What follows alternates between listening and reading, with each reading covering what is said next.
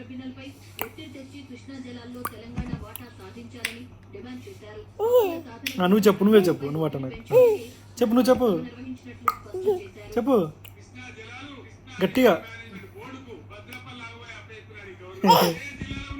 Hi చెప్పు. Hi friends. Hi.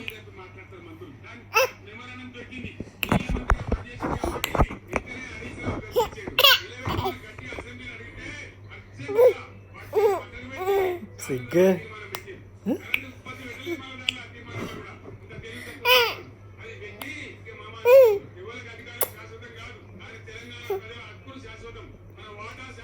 KCR మాట్లాడుతుంటే చూస్తున్నావారా? Hi. Hi ఛీ!